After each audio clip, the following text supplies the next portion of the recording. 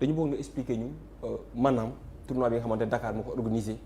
yow boo ñu defal li nga xamante moo di bilan wala jàngat moo di doon lan. waaw Coupe d'Afrique des clubs bi 28e édition bi la woon fii bon format basketball bi nag en général quand on parle de Coupe d'Afrique des clubs on organise un tournoi boo xam ne y a une phase de poule et une phase à élimination directe donc si benn dëkk lañ koy jouer nekkul comme au football où on l'étale sur plusieurs mois quoi donc ASC Ville de Dakar bi nga xam ne mooy championne du Sénégal chez les dames moo doon représenter Sénégal xam nga donc au finish on a vu que l'équipe hôte a terminé à la 3e place plutôt à la 4e place en plus de ça aussi il y a Al Ahli et Ferroviario ñoom ñoo joué finale bi donc jàngat biñ ci am dans un premier temps c'est logique parce que ce sont les 2 meilleures équipes du tournoi qui se sont retrouvées en finale certes Sénégal moo organisé compétition bi certes l'équipe sénégalaise moo nekkoon hôte mais en compétition africaine comme nu mu leen ko waxee woon sànq il y a des réalités les clubs qui ont l'habitude de disputer les compétitions africaines sont beaucoup plus rodés que les clubs sénégalais les clubs sénégalais n'ont pas tendance à briller dans les compétitions africaines on a eu la chance d'organiser d'accord loolu amul problème mais il fallait que ñu respecter hiérarchie bi am Al Ahli dafa ñëw avec une équipe purement professionnelle dañoo dem ba final ñëpp sax dañu yaakaaroon ne Al Ahli mooy gagner trophée bi Ferroviario de Maputo équipe mozambicaine bi ce sont des professionnels équipe nationale Mozambique la ñuy jouer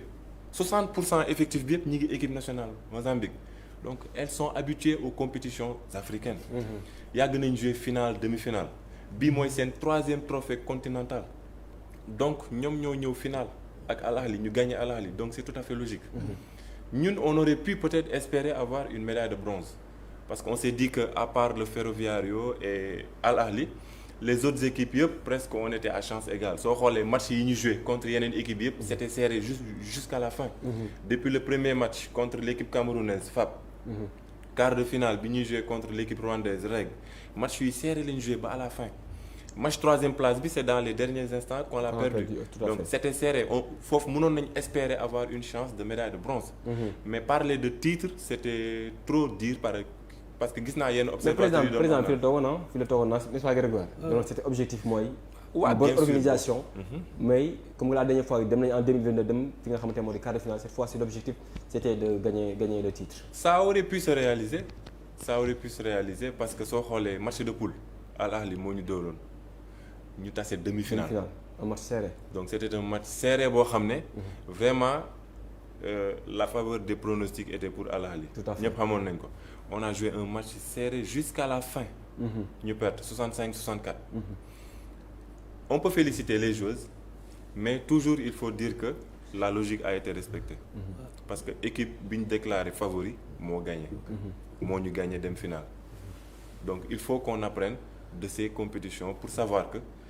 il faut toujours avoir une bonne présence sur le continent africain pour pouvoir toujours espérer aller de l'avant munoo ñëw ñun Sénégal toogoon nañ plus de 10 ans demuñu Coupe d'Afrique des clubs c'est vrai depuis les années 2010 la ñu mujjoon dem 2022 dañu ñëwaat la ASC Ville de Dakar demaat après presque 12 ans après donc demoon nañ ba amatuñu woon sax ay repères ci compétition africaine yi 2022 lañ demoon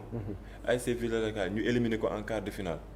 2024 mu delluwaat mu organiser ko ñu éliminer ko en demi-finale mais yow est-ce que jàpp ne bu ASC Ville de Dakar demul woon parce que mën nañu jàpp ne moo nekk club bi nga xamante moo ëpp moyen ci basket Sénégal effectivement da lay wóor ne bu dee beneen club moo ko jël li nga xamante moo di championnat bu Sénégal jàpp nañu kon narul dem ci compétition bu dee bitim la ñu koy jouer ndax manque de moyens bien sûr parce que ça nécessite des moyens comme li ñu koy wax si tu te qualifies pour une compétition CAF africaine le problème du basket ce n'est pas comme le football parce que football bi CAF da lay jox ay subventions tout à fait FIFA da lay jox subvention xam nga mais pour le basket c'est tout à fait le contraire tu ne reçois rien du tout tu vas en compétition africaine avec tes propres moyens tu gagnes le trophée tu ne gagnes rien du tout c'est ça le problème avec la FIBA c'est vrai da ngay dem compétition pour honorer ton pays même Coupe d'Afrique équipe nationale A boo ko gagné pot lañ lay jox jeex na amoo dara lu amul benn rentrée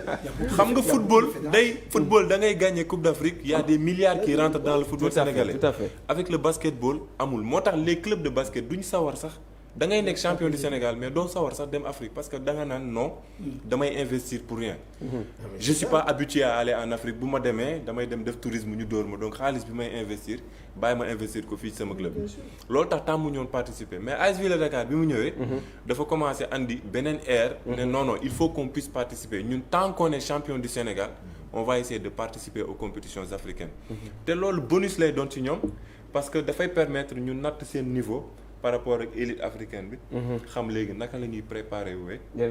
pour mun a songu compétition une fois ñu nekkaat champion du Sénégal. dinañ xam naka la ñuy aborder compétition bi ban tànk la ñuy teg. parce que